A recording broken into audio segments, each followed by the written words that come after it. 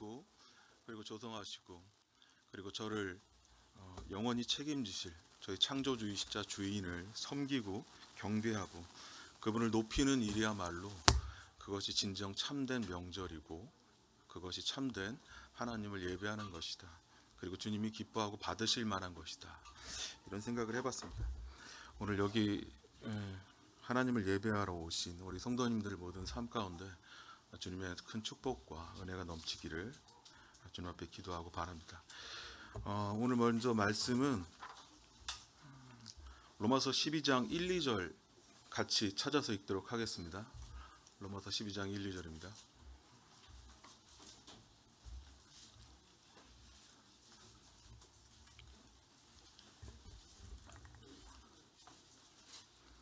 찾으셨으면 한번 읽어봐 주시겠습니까? 시작. 죄송합니다. 제가 잘못 읽어드렸습니다. 제가 로마서 13장 1, 2절입니다.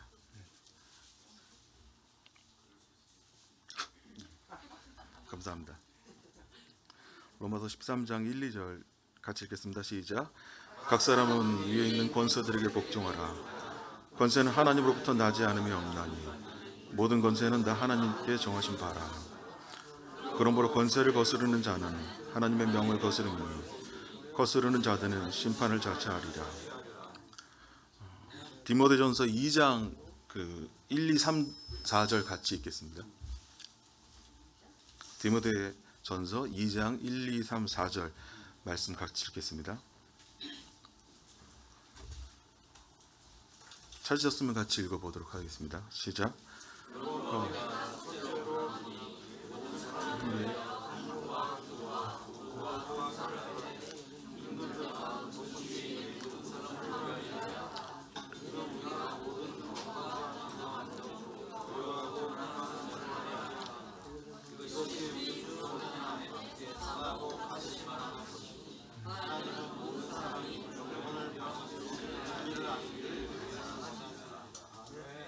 아멘. 제가 말씀을 증거하고 2달이 지났는데요. 그 2달 동안에 2달 반이 넘은 것 같습니다. 2달 동안에 나라에 큰 일이 많이 있었습니다. 여러 가지 일들이 있었죠. 그리고 많은 말들이 이 시대에 이렇게 일어나고 있는 모습들을 보게 됐습니다. 근데 그 중에 말씀은 별로 없는 것 같더라고요.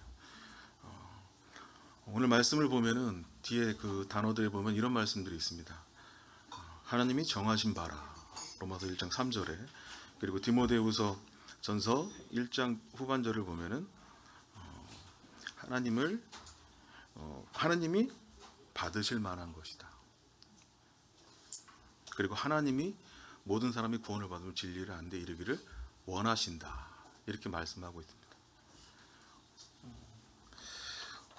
지금 저희 세상에 뿐만 아니라 저희 지체분들, 많은 성도님들도 참 이 땅에 있는 여러 가지 상황들과 아픔들을 통해서 나름대로의 믿음과 고민을 갖고 계시다라는 생각을 해보게 됐습니다. 근데 저는 개인적으로 이 땅이 희망도 없고 고침이나 개선이 될 수 있는 환경이 아니라고 믿습니다. 오직 우리 주 예수 그리스도께서 이미 저희의 왕으로서 이 나라, 그 나라가 저희 안에 임했다라고 주님 누가복음에서 말씀을 하셨습니다. 그리고 또 하나님이 직접적으로 이 땅에 재림하셔서 개입하셔야만 주님의 나라가 세워질 수 있다라고 믿고 있습니다.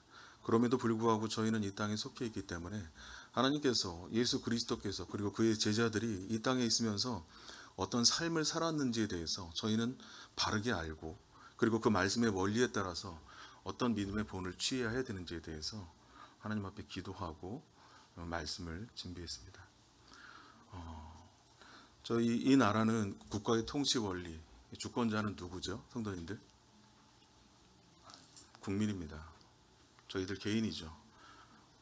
국가는 통치 제도를 둘로 나누는데요. 왕권과 그리고 공화국, 공산국도 이렇게 포함되어 있죠.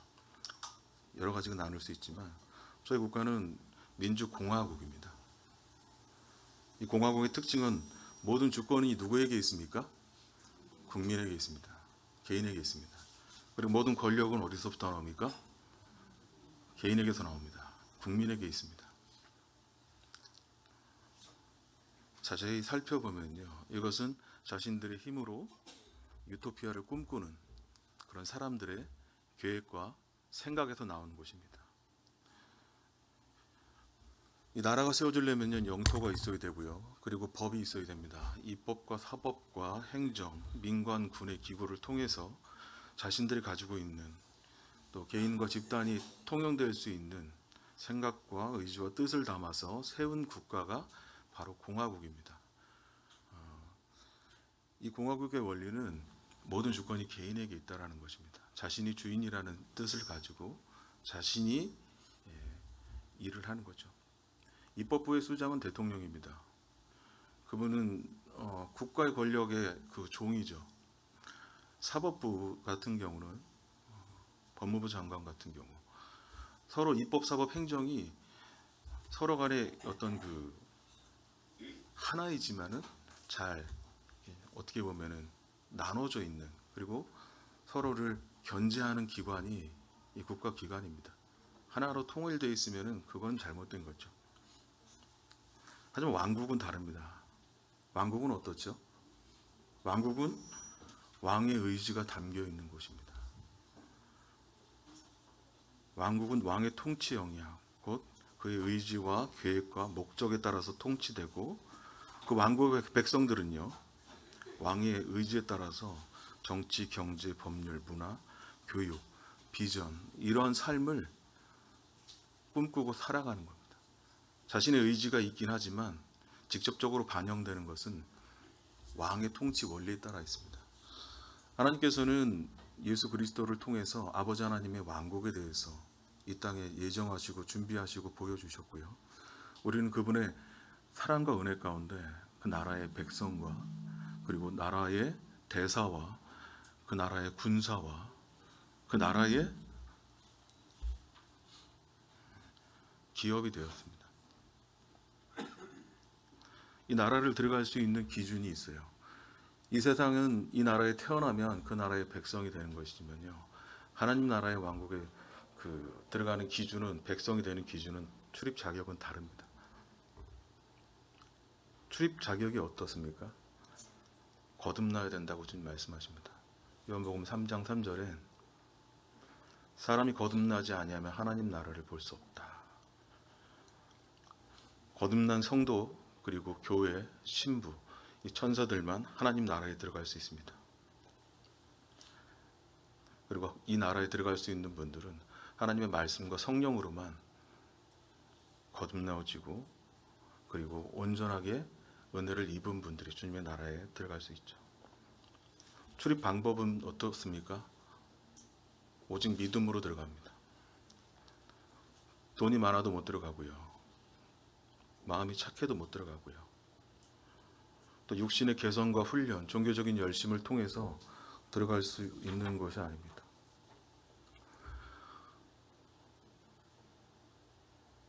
하나님께서 이 나라 백성으로 선택한 사람들의 혜택이 있는데요, 그 나라에 가면 모든 눈물을 닦아주시고, 그리고 거기는 다시 사망이 없고 애통하는 곳이나 곡하는 곳이나 아픈 곳이 있지 않다, 이렇게 말씀하셨습니다.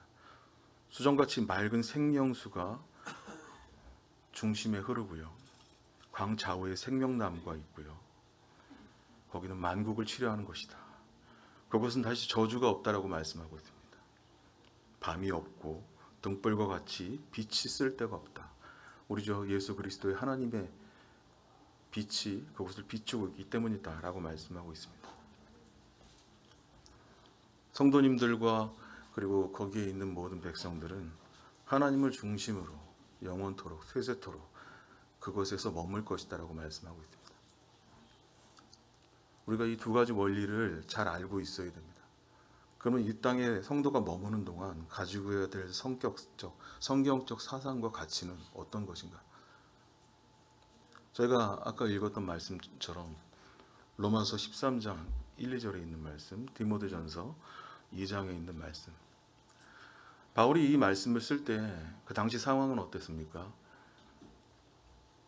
이 당시에 바울이 이 말씀을 쓸 때 상황은요, 로마의 압제 가운데 있었던 상황입니다. 여러 가지 핍박들과 환란들이 백성들, 특별히 이 하나님을 믿는 그리스도인들을 아프게 하고 힘들게 하는 상황이었습니다. 하나님의 제자들 중에는 시몬과 같이 열심당원도 있었습니다. 그리고 그 반정부주의자들뿐만 아니라 무정부주의자들도 있었고요. 그리고 하나님을 파는 자들도 있었고, 하나님을 부인하는 자들, 그리고 하나님께 등을 돌리는 자들이 있었습니다. 근데 하나님의 제자들은 하나님에 대해서, 하나님의 통치 원리에 대해서 바르게 마음을 갖고 있었습니다.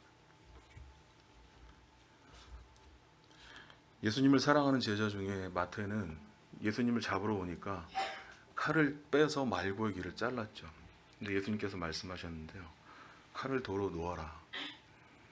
칼을 쓰는 자는 칼로 망한다. 예수님께서 이런 말씀을 하십니다. 너는 내가 12영이나 되는 군사를 보내서, 천사들을 보내서 이들을 한 번에 쓸어버리지 못할 줄을 아느냐.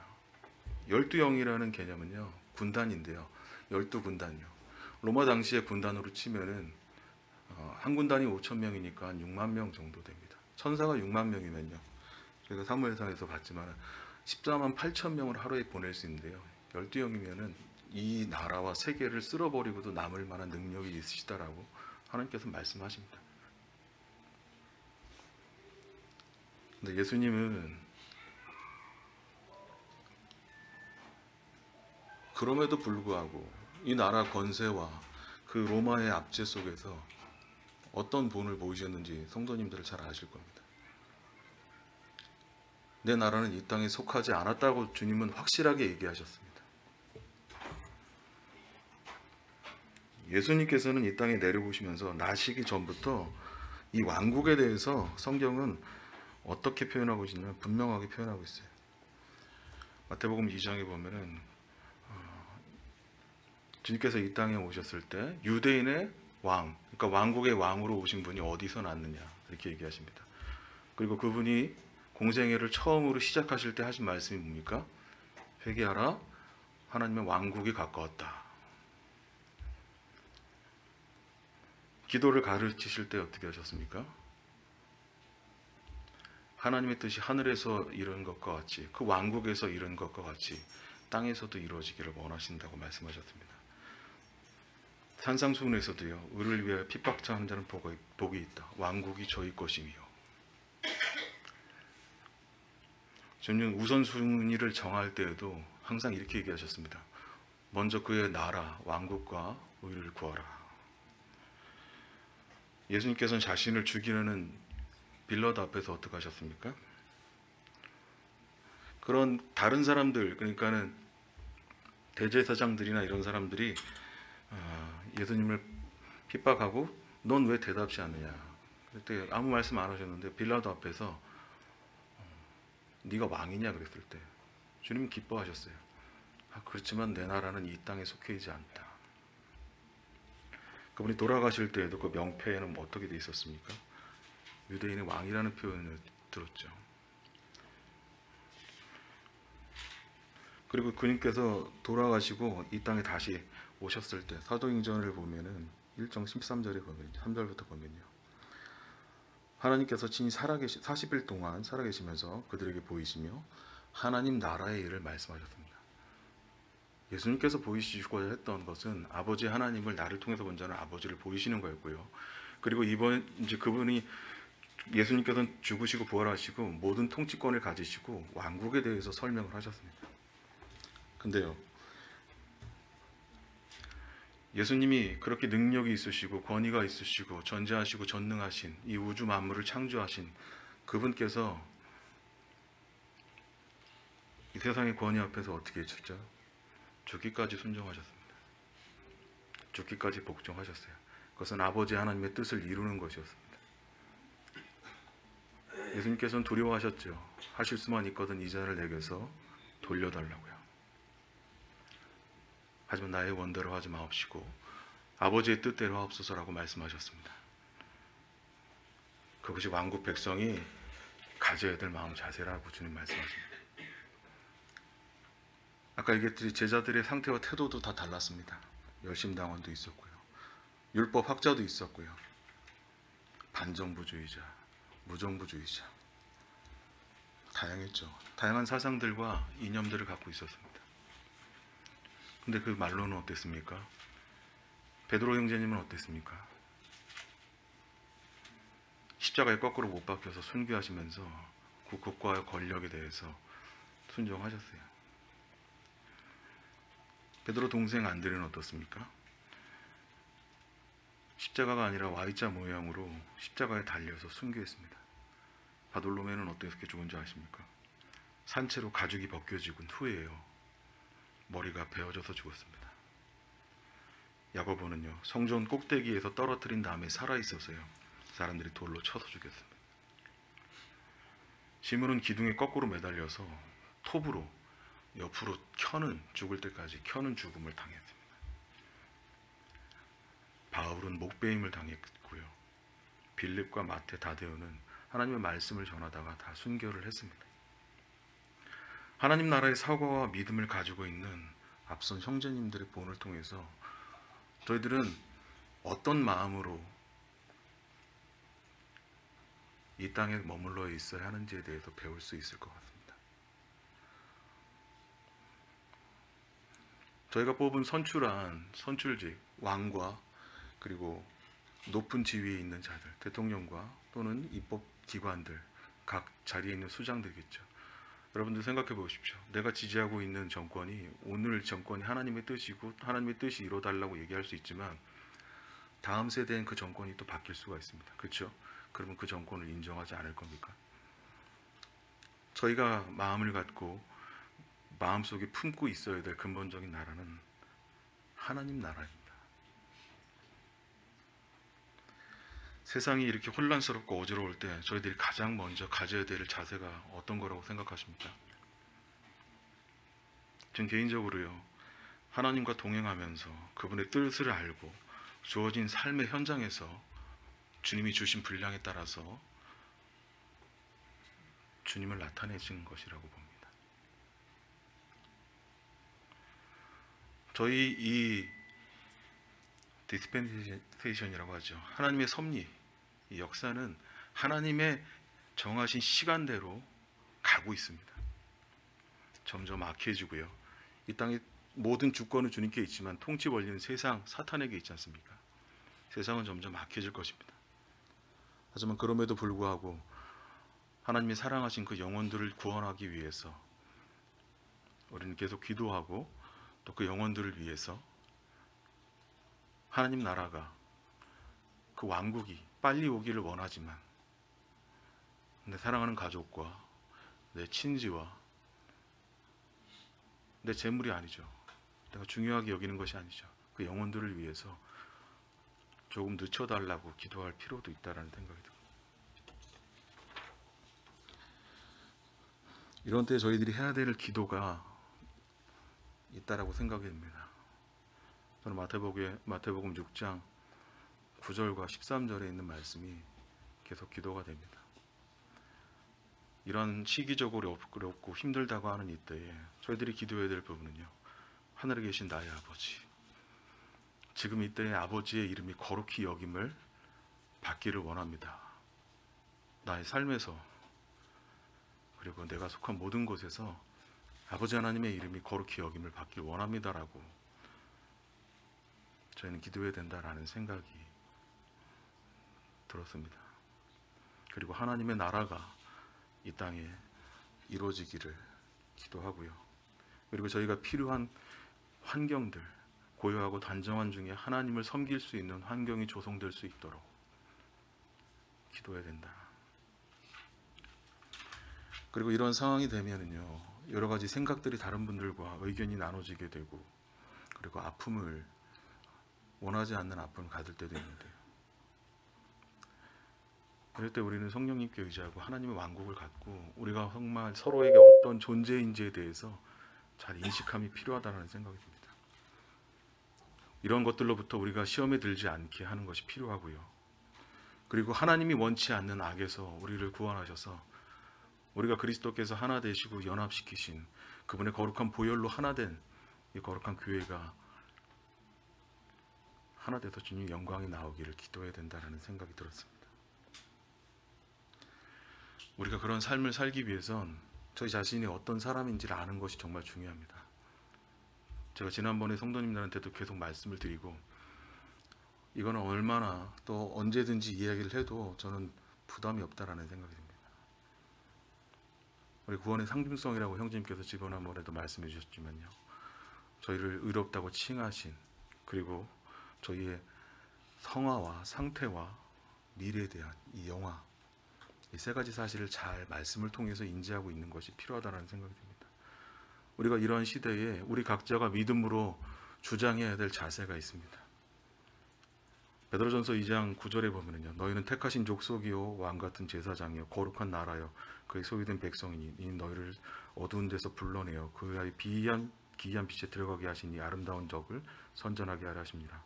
내가 전에는 백성이 아니더니 이제는 하나님의 백성이요 전에를 긍휼을 얻지 못했더니 이제는 긍휼을 얻은 자다. 저는요, 여러분들은요, 택한 받은 왕국의 백성입니다. 왕 같은 제사장이고요, 거룩한 나라입니다. 하나님의 소유된 백성이고 하나님과 연합된 자고 아름다운 덕을 선전할 수 있는 자, 긍휼을 얻은 자고 하나님의 소유다 라고 이것을 인정하고 주장하셔야 됩니다. 로마서 1장 7절에는요, 우리를 하나님의 사랑하심을 입은 자다라고 하나님이 선언하셨습니다. 로마서 8장 16절에는요, 하늘에 계신 아버지의 자녀다라고 하나님이 선언하셨고요. 에베소서 5장 8절에는 우리가 빛의 자녀다라고 하나님이 선언하셨습니다. 사도행전 6장 62장 12절에는 거룩한 백성이고요 라고 말씀하셨고요. 디모데후서 로마서 8장 17절에는 하나님의 후사다라고 말씀하셨습니다. 그리고 사도행전 11장 22절에는 그런 삶을 살아내는 지체들을 보고 세상 사람들이 저 사람은 그리스도인을 닮은 사람들이다라는 칭호를 얻었습니다. 하나님께서는 우리를 약속의 자녀라고 말씀하셨고요, 이것을 성령으로 보증하셨습니다. 그리고 인치셨다라고 말씀하셨습니다. 이것은 누구도 그 무엇도 끊을 수 없는 하나님의 완전한 사랑의 표현이다라고 주님 말씀하십니다. 근데 이러한 의식을 잘 갖지 못하고 있으면 어떤 행동이 나오는지 아십니까? 어느 순간 내가 나와서요, 이 거룩한 지체들을 함부로 판단하기를 서슴지 않는 겁니다. 성도들을 판단하기를, 이 하나님이 약속하신 이 모습을 판단하기를 서슴지 않는 거예요. 저번에 말씀드렸지만 내가 나를 판단하는 것도 완전하시고 전지하시고 전능하신 하나님, 실수가 없으신 하나님을 판단하는 건데 하물며 다른 지체를 판단하는 일들이래요. 우리가 하나님이 선언하신 그러한 위대하고 아름다운 존재라는 사실을 믿음으로 믿고 주장할 때 하나님께서 영광을 받으시고요, 저희는 사랑으로 하나 될 수 있고요, 그런 사랑하는 모습을 보고 사람들이 저들로 너희가 나의 제자인 줄 알 줄 아니니라 라고 주님 말씀하셨습니다. 사람들이 우리를 보고 왕국이 어떤지를 봐야 합니다. 우리는 이 땅에서 있는 그러한 세상 원리들과 그리고 주체들과 사상들에 휘말려서 그 사람들과 같이 되면 안 됩니다. 우리는 하나님의 왕국을 보여줘야 되고요, 왕국의 백성으로서 하나님의 신분을, 거룩한 신분을 얻은 자들로서요, 품이 있는 자세, 그리고 거룩한 언어, 겸손한 태도, 곧 그리스도가 우리의 언어와 행동을 통해서 나타나셔야 됩니다. 그래야 주님이 영광을 받으시고 우리가 사는 것이 아니라 우리 안에 그리스도께서 사시는 것이 되는 것입니다. 왕국을 바라는 하나님의 교회는 잔치집입니다. 영육 간에 사랑이 풍성하고요, 자기 것을 제 것이라고 주장하지 않고요, 먹을 것이 풍성하고요.